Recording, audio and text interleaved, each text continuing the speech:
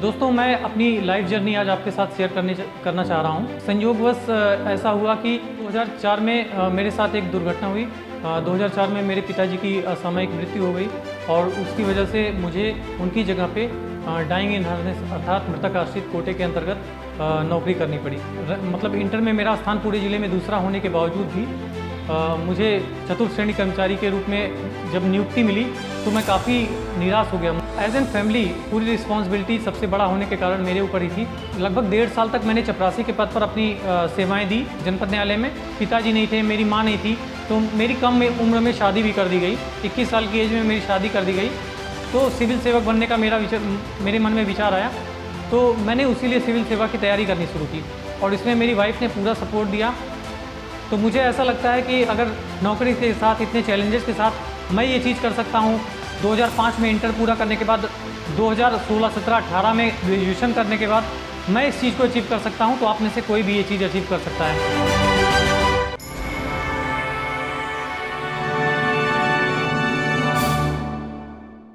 Hello दोस्तों, मेरा नाम राहुल त्रिपाठी है और यूपी पीसीएस 2020 की परीक्षा में मेरा चयन सीडीपीओ पद के लिए हुआ है और मेरी सीडीपीओ पद के लिए 43वीं रैंक आई थी। दोस्तों, मैं अपनी लाइफ जर्नी आज आपके साथ शेयर करना चाह रहा हूँ। मुझे लगता है कि मेरी लाइफ जर्नी से आप लोगों को काफ़ी इंस्पिरेशन मिल सकती है, खासकर उन युवाओं को, उन नौकरी पेशा लोगों को, उन विद्यार्थियों को जिनकी लाइफ जर्नी काफ़ी लंबी रह चुकी है, जो इस परीक्षा के टाइम में काफ़ी लंबा एक्सपीरियंस अनुभव करने के बाद भी, कई साल लगातार परीक्षा के फेज़ से गुजरने के बाद भी कहीं ना कहीं निराशा लेकर अपने साथ जी रहे हैं। तो मुझे लगता है कि मेरी स्टोरी जो है उन लोगों के लिए काफ़ी सकारात्मकता से ओतप्रोत होगी। तो दोस्तों, मैं अपने बारे में आपको बताना चाहता हूँ कि प्रारंभिक शिक्षा मैंने अपनी सरस्वती शिशु मंदिर अंबेडकर नगर से ही प्राप्त की है। उसके बाद सरस्वती विद्या मंदिर जैसे स्कूल से मैंने कक्षा 10 तक की पढ़ाई कंप्लीट की। दोनों ही स्कूलों के गुरुजनों का मुझे भरपूर स्नेह और प्यार मिला और शुरू से मैं एक औसत दर्जे का विद्यार्थी रहा था। हालांकि कक्षा 10 के बाद मेरी पढ़ाई में सुधार हुआ और मेरी कक्षा 12 में पूरे ज़िले में दूसरा स्थान था।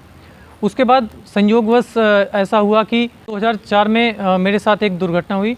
2004 में मेरे पिताजी की असामयिक मृत्यु हो गई और उसकी वजह से मुझे उनकी जगह पे डाइंग इन हार्नेस अर्थात मृतक आश्रित कोटे के अंतर्गत नौकरी करनी पड़ी, जो मुझे उनकी डेथ के लगभग 4 साल बाद 2008 में मिली। चूँकि उस समय जब मेरे पिताजी की डेथ हुई थी तो मेरी उम्र मात्र 14 वर्ष थी और 18 वर्ष की उम्र में मुझे नौकरी करनी पड़ी। तो मेरे पिताजी यद्यपि तृतीय श्रेणी कर्मचारी थे, किंतु इंटर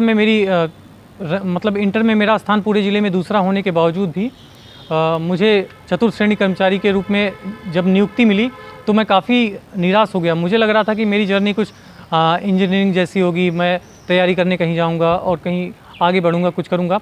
लेकिन एक चपरासी बनते ही मुझे लगा कि मेरे सारे सपने शैटर्ड हो गए।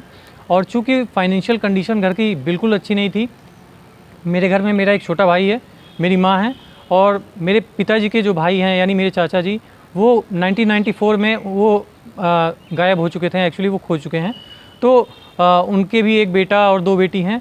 तो एज एन फैमिली पूरी रिस्पॉन्सिबिलिटी सबसे बड़ा होने के कारण मेरे ऊपर ही थी। तो ऐसा हुआ कि जैसे लगा कि सारी चीज़ें यहीं थम गई और हम लोग शायद अपनी लाइफ में बहुत पीछे चले गए। लेकिन वो चीज़ें बोलते हैं ना कि आपकी जर्नी जो होती है वो आपको जो है लगातार प्रेरणा देती है आगे बढ़ने की। इस वजह से मेरी जो जर्नी थी उसमें इन चीज़ों ने मुझे और भी मजबूत बनाने का काम किया। लगातार लगभग 1.5 साल तक मैंने चपरासी के पद पर अपनी सेवाएं दी जनपद न्यायालय में और उसके बाद लगभग मैं रिव्यू एप्लीकेशन डालता रहा जनपद न्यायालय में जिला जज के समक्ष। तो एक रिव्यू एप्लीकेशन में मेरा साक्षात्कार हुआ और मुझे 17 नवंबर 2009 को तृतीय श्रेणी कर्मचारी के रूप में प्रमोट कर दिया गया और 17 नवंबर 2009 से लेकर 1 फरवरी 2017 तक मैंने तृतीय श्रेणी कर्मचारी के रूप में जनपद न्यायालय अंबेडकर नगर में अपनी सेवाएं दी हैं। 2017 में मैंने अपनी ये नौकरी अपनी प्रिपरेशन की वजह से ही रिज़ाइन देके छोड़ी थी, क्योंकि इतने समय के बाद घर की थोड़ी आर्थिक स्थिति ठीक हो गई थी। लेकिन दोस्तों, इस बीच का जो सफ़र रहा वो काफ़ी चुनौतियों से भरा रहा, क्योंकि इस बीच जब मेरे पिताजी नहीं थे, मेरी माँ नहीं थी, तो मेरी कम उम्र में शादी भी कर दी गई। 21 साल की एज में मेरी शादी कर दी गई और मेरी वाइफ जो है उसने मेरा पूरा सपोर्ट किया इसमें। और मेरे इस समय 2 बच्चे भी हैं, एक की उम्र है लगभग 10 साल और एक की उम्र है 1.5 साल। फ्रेंड्स, उसके बाद मैंने अपनी जब नौकरी छोड़ी है उसके बाद मैंने ये ट्राई किया कि मैं कहीं ऐसी जगह जॉब करूं जो मेरे प्रोफेशन से जुड़ता हो, जो मेरी कैरियर है आगे उससे जुड़ता हो। तो जनपद न्यायालय में रहने के दौरान मैंने देखा कि बहुत सारे ऐसे लोग जनपद न्यायालय में अपने केसेस लेके आते हैं जो अक्सर गरीब तबके के होते हैं या फिर जिनकी शिक्षाएं पूरी नहीं होती हैं। तो मेरा शिक्षा के लिए काम करने का मन हुआ। तो मैंने अपने ग्रेजुएशन करना शुरू किया। 2016 से मैंने ग्रेजुएशन शुरू किया, जबकि मेरा इंटर 2005 में ही कंप्लीट हो चुका था। तो आप सोच रहे हैं एक इतना बड़ा लंबा गैप, 2005 में इंटर कंप्लीट हुआ और 2016, 17, 18 में मैंने अपना ग्रेजुएशन पूरा किया। ग्रेजुएशन पूरा करने के बाद मैं अपनी तैयारी में इसमें लगा कि क्या ऐसा कर सकते हैं जिससे मैं अपने घर की भी स्थिति को थोड़ा सुधार सकूं और इस समाज की स्थिति को भी थोड़ा बेहतर कर सकूं। तो सिविल सेवक बनने का मेरे मन में विचार आया, तो मैंने उसी लिए सिविल सेवा की तैयारी करनी शुरू की और इसमें मेरी वाइफ ने पूरा सपोर्ट दिया। 2017 में मैं अजीम प्रेम जी फाउंडेशन, एक गैर लाभकारी संस्था है, उसको मैंने ज्वाइन किया और राजस्थान के चित्तौड़गढ़ ज़िले में वहाँ पे मैंने अपनी जर्नी शुरू की। चित्तौड़गढ़ में ही रहते हुए मैंने अपनी तैयारी भी जारी रखी।